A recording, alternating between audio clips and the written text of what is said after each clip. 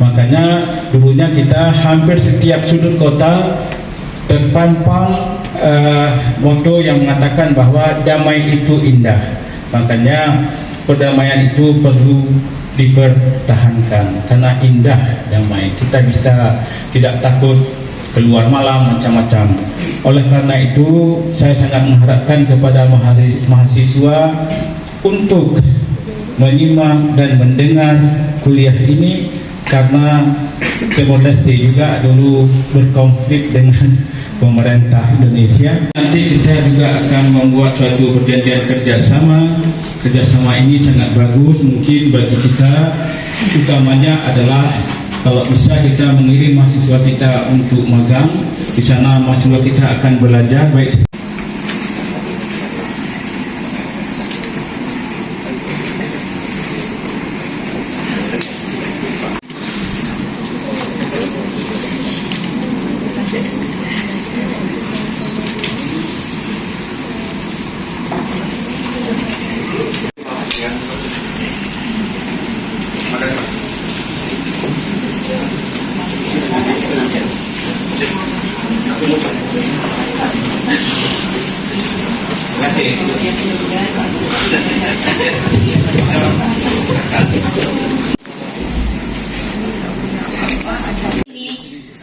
ada yang sudah ketemu orang tuanya, keluarganya, dan tetapi masih banyak juga yang belum berjumpa dengan keluarganya. Nah, ini salah satu cuplikan film yang dikerjakan oleh teman-teman Ajar.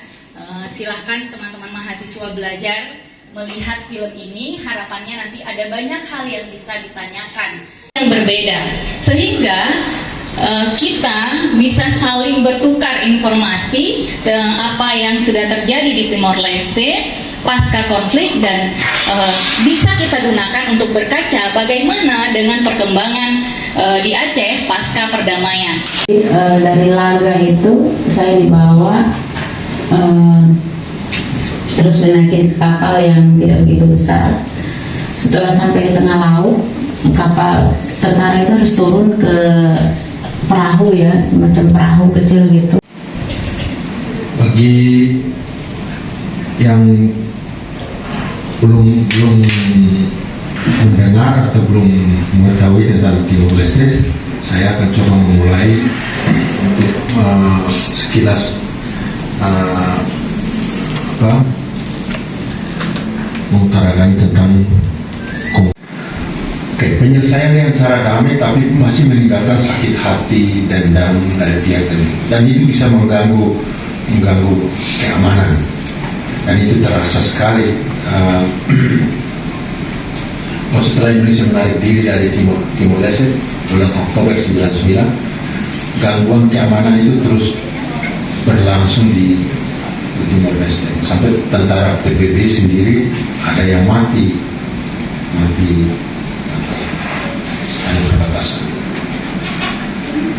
Desa-desa kita yang di perbatasan itu sering dibakar karena tidak saja oleh milisi tapi juga oleh tentara Indonesia yang beroperasi di perbatasan, selalu saja masuk dan menteror warga-warga di sekitar perbatasan.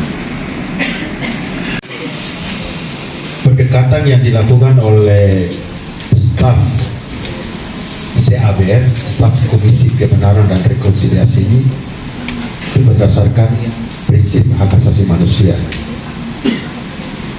Mereka setelah mendokumentasi melihat bahwa kasus ini bisa masuk kategori untuk diselesaikan secara rekonsiliasi. Yang tadi saya katakan ini kasus ringan, bukan kasus berat. Kalau kasus berat itu harus ke pengadilan. Berarti itu apa? Berarti itu pembunuhan, penyiksaan, dan perkosaan. Kalau ringan, ya pemukulan atau penamparan, menghujat orang atau atau melempar, merusak rumah dan merampas itu ringan. Tes itu ringan. Setelah lihat bahwa ini kasus ini masuk kategori ringan dan bisa diselesaikan. Tapi kemudian mereka coba mendekati. Karena prinsipnya HAM, jadi kita nggak bisa paksakan orang. Kedamaian itu harus muncul dari kesadaran, nggak bisa dipaksa. Kita sebagai pihak dari luar itu mencoba memfasilitasi, mencoba menyadarkan, mencoba ya. Tapi kalau dia belum siap, kita nggak bisa paksa. Makanya kalau sempat teman-teman bisa lihat ke laporan Xavier di bagian PRK ini, dan laporannya ditulis bahasa Indonesia, bahasa Inggris, bahasa Portugis, ada di website. Itu yang mendaftar itu 1.500-an, tapi kemudian yang berhasil difasilitasi untuk rekonsiliasi sekitar 1.300. Kalau kasus ini termasuk dalam kasus yang ringan, itu akan diselesaikan di dalam komunitas, tetapi mungkin ada yang tidak sepakat, tidak setuju untuk berdamai gitu. Nah, tadi pertanyaannya apa yang kemudian membuat mereka tidak mau berdamai? Mungkin nanti bisa dijawab sekalian ya. Kemudian yang kedua, kalau pengalaman kami di sini, terutama dengan pengalaman Fajrul tadi, banyak petinggi-petinggi kombatan dulunya, petinggi-petinggi GAM dulunya yang hari ini menjadi pimpinan politik, itu baik di partai politik, di lembaga-lembaga pemerintah, gitu ya, semuanya terlibat di banyak lembaga pemerintah. Nah, apakah di sana juga seperti itu? Apakah kondisi itu membawa perubahan yang signifikan, misalkan seperti adanya kesejahteraan ekonomi, gitu, dan dalam hal yang lain, gitu, kesejahteraan terhadap masyarakat. Nah, yang ketiga, pertanyaan dari saya tadi, apakah si AVR ini masih menjadi wadah dalam proses rekonsiliasi sampai hari ini? Baik, Bang Jose, silakan sebelum nanti mungkin masih khusus yang berkaitan dengan korban kekerasan seksual.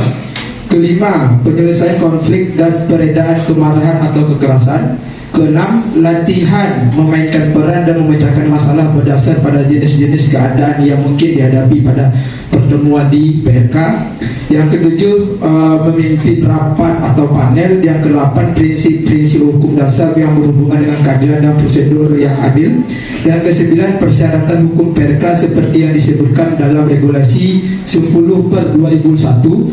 Mungkin dari poin-poin 9 tadi, dari sumbangan PRK, apakah PRK ini masih menjadi wadah dalam menyelesaikan rekonsiliasi yang terjadi di Timor Leste, sehingga kita bisa tahu PRK ini banyak memberikan sumbangsih yang cukup besar kepada Timor Leste dalam membantu upaya pembangunan dari segi masyarakat dan juga penguatan mental yang telah terjadi, yang telah dilakukan oleh kekerasan pada masa lalu. Mungkin pertanyaan yang saya tanyakan adalah PRK ini apakah masih berjalan pada masa sekarang ini atau tidak digunakan lagi, atau masih dirubah sesuai dengan tahun yang sekarang saat ini? Itu saja. Oke, terima kasih.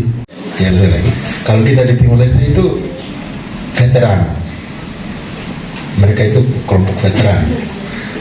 Sampai sekarang kita memplesetkan mereka dengan veteran itu meteran. Mereka jalan dengan pakai meter untuk ukur-ukur apa saja untuk dijadikan milik dia.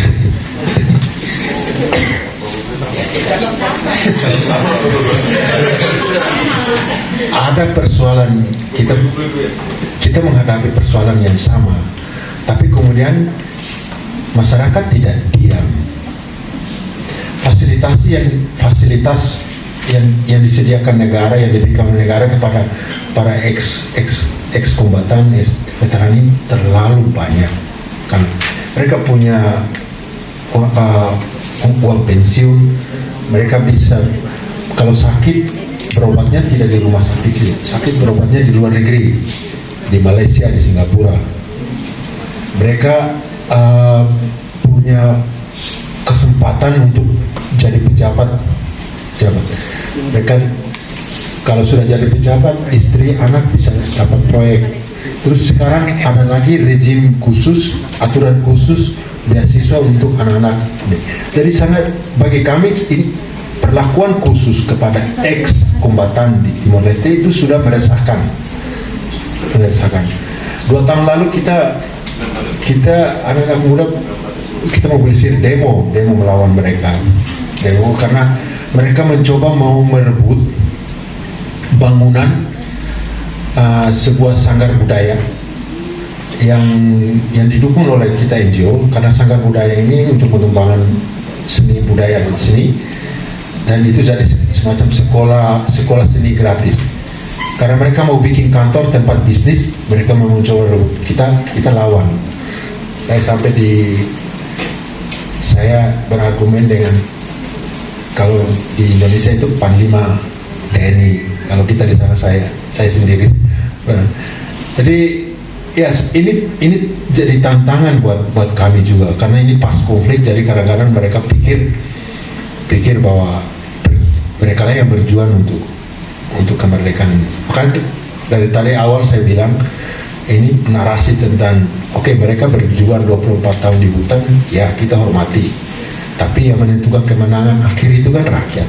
Masyarakat sipil di Aceh, karena sebenarnya kalau bicara KKR dia bukan semata institusi negara, tapi ini impian dari kawan-kawan di Aceh dan korban di Aceh. Kebetulan saya juga ikut banyak bantu waktu pembentukan kanun, ya Hendra ya. Jadi bagaimana caranya kita mengawal itu gitu. Nah, dan yang paling utama sebenarnya buat orang Aceh kan, karena konflik itu merata, jadi pasti hampir dari semua kita itu pasti punya relasi dengan konflik. Kalau dihitung, cuman kadang-kadang orang tua nggak mau bicara aja ya, tapi pasti dari keluarga ada kan gitu. Nah, kalau belajar dari pengalaman lain, tadi saya baru bisik-bisik ke Monse cerita dong tentang di Timor Leste bagaimana soal intergenerational learning, bagaimana ruang-ruang yang dibangun antara orang-orang tua tentang apa yang terjadi di masa lalu dengan yang sekarang, yang lebih sebenarnya untuk pembelajaran ke depan gitu, bukan dalam kerangka menghiraukan orang-orang yang di hutan gitu, tapi kemudian pembelajaran apa yang bisa dilakukan. Itu satu. Yang kedua, mendokumentasikan secara personal gitu apa yang ada dalam keluarga. Jadi mungkin kalau kita berharap dalam lingkup yang lebih luas negara bertanggung jawab, sudah pasti kita pasti akan terus ke sana gitu. Tapi ada bentuk relief sendiri kalau ternyata kita bisa tahu bagaimana sejarah keluarga kita, dan ternyata memang itu bagian dari serpihan-serpihan kecil yang satu ketika mungkin harus dibungkus sebagai sebuah cerita besar gitu. Karena sekali lagi saya percaya sebenarnya teman-teman pasti ada cerita itu gitu, karena konflik ini secara merata ada di sana. Jadi mungkin titip itu.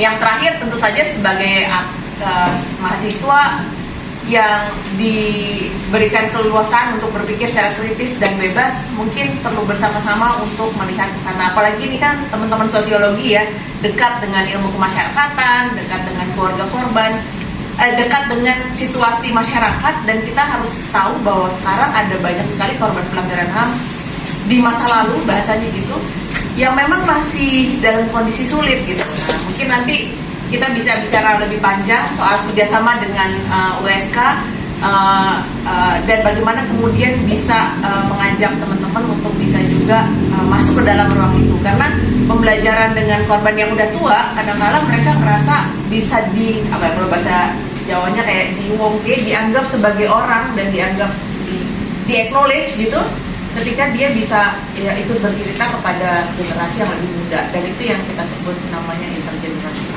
Jika lebih dulu dari kita sudah siapa tahu Merdeka lebih dulu ya. Merdeka lebih dulu dari kita. Agak provokatif, iya, agak provokatif ya. Tapi siapa tahu, kan kita masih menempuh banyak jalan yang hari ini kita menyebutnya kondisi damai gitu ya, kondisi damai. Aceh pasca damai, apakah sudah damai? Nah itu maksudnya tadi, apakah Timor Leste setelah merdeka benar-benar merdeka gitu ya kan? Jadi kan maksudnya apa? Tadi mau bilang menimbulkan 10 tahun ini pelaporan untuk ungkapan juga sebagai kesadaran sosial. Nah, Aceh 18 tahun sudah damai. Kita nunggu kapan? Nah itu makanya 18 tahun pasca damai Aceh gamang kan gitu, masih gamang. Harus kita akui kita gamang, yang nowar no peace tadi itu Aceh kondisinya seperti itu hari ini. Nah apakah 10 tahun lagi nah kita masih gamang, atau proses perjuangan yang dilakukan di Timor Leste juga nanti akan tercapai di sini, proses rekonsiliasi itu tadi rekonsiliasi di level komunitasnya juga sudah berjalan. Bagaimana dengan di kita gitu, bahkan mungkin masyarakatnya masih belum sadar nih dengan kondisi damai, atau jangan-jangan pemahaman masyarakat tentang damai itu yang penting bisa sekolah, anak-anak bisa sekolah, orang tua bisa cari rejeki, selesai gitu. Nah itu juga yang selalu kita bahas di sosiologi, persoalan HAM, pelanggaran HAM, persoalan damai itu tidak hanya berhenti di hitam dan putih, tetapi ada struktur, kultur dan proses di dalamnya yang semuanya masih bisa kita kaji sampai hari ini, semuanya belum selesai.